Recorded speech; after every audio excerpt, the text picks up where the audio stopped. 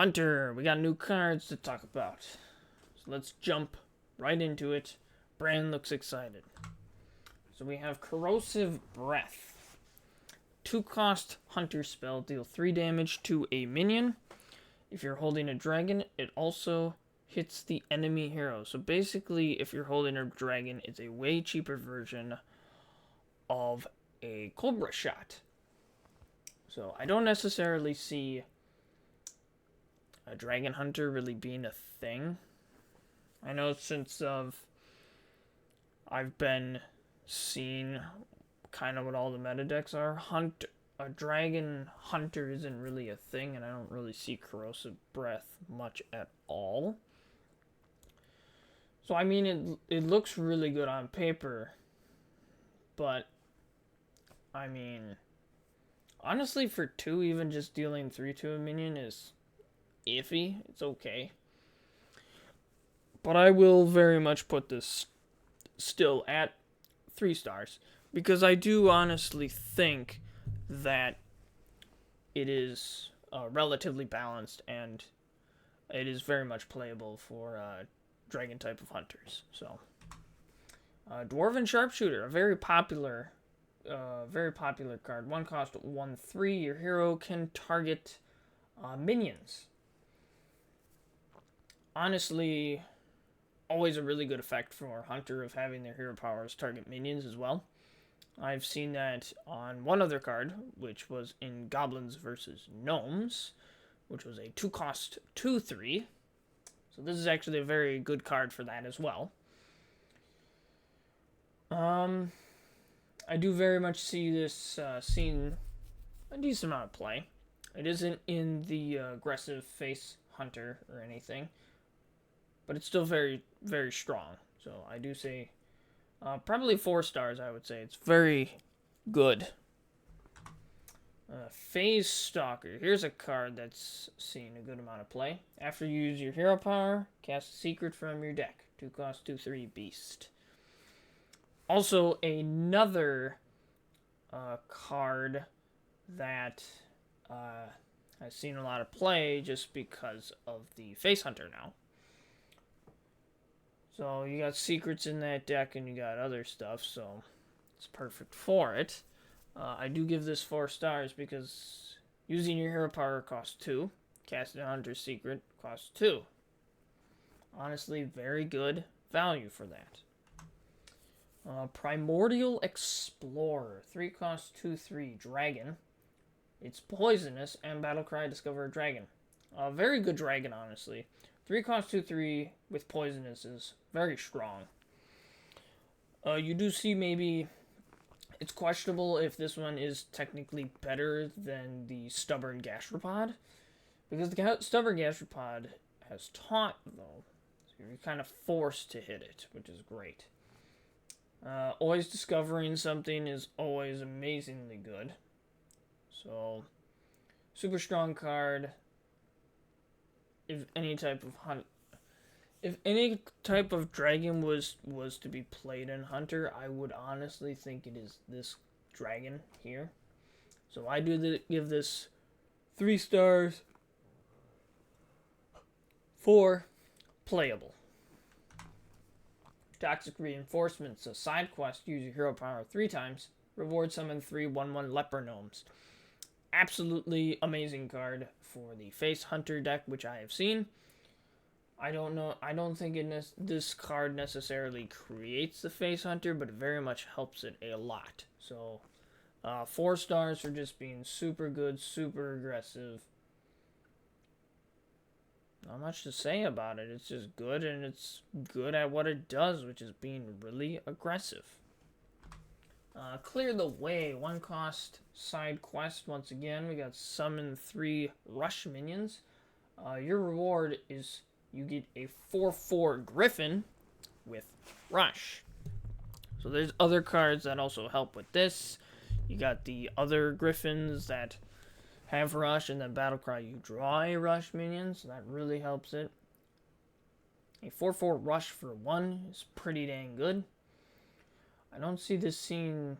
I haven't seen this card around, but I do see that it has good potential.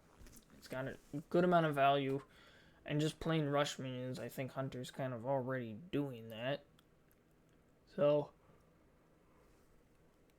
very probable that this card could see a bit more play later.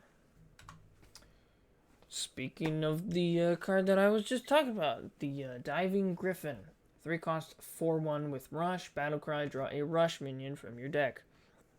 And honestly, this is very well statted for 3.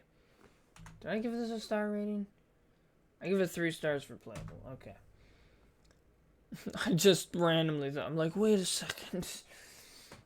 So, this card, honestly pretty good. Very well statted for the cost of 3.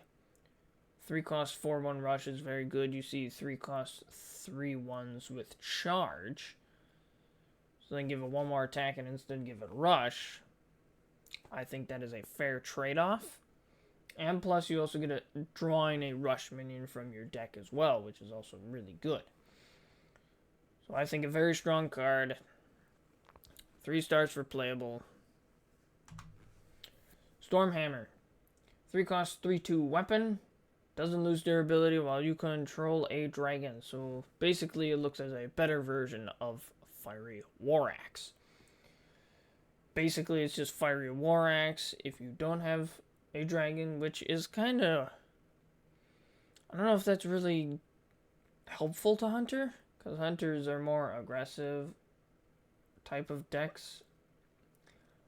I mean, you could attack as much as you want with dragons then, which can be a very aggressive weapon then, but dragons aren't aggressive.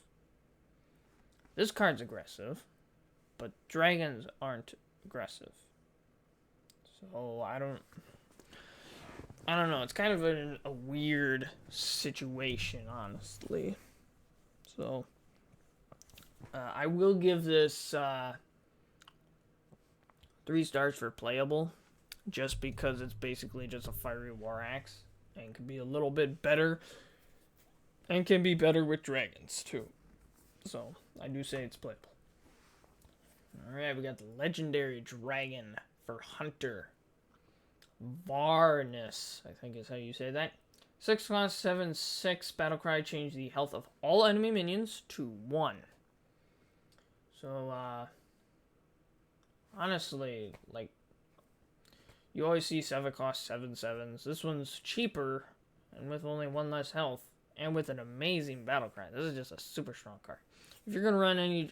Here, let's go back to me saying the same thing. If you're going to run any dragon, Hunter will most likely run this this dragon is very strong. I haven't seen it at all, but I could see it being very good for clearing out stuff. Like you play this, and then you do a power shot, which now has cost you a total of 9 mana for the turn. But I think that is completely worth it, because it's good. Well, Power Shot is just dealing 2 to 3 minions, basically. So, let's say your opponent just has a bunch of big stuff. You play this.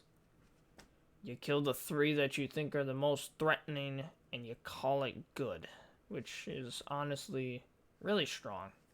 Especially for Hunter. This is the most control type of card that I think I've ever seen for Hunter, really.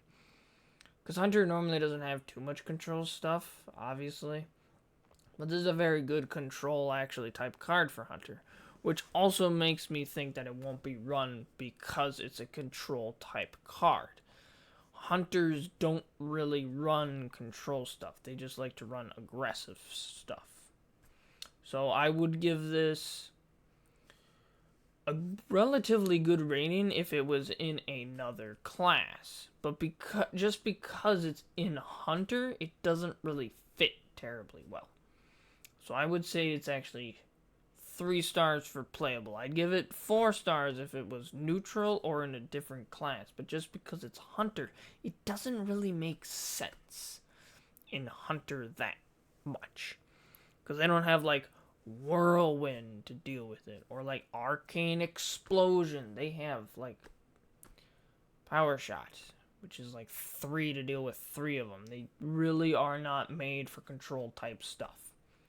So, 3 stars for playable. Dragonbane.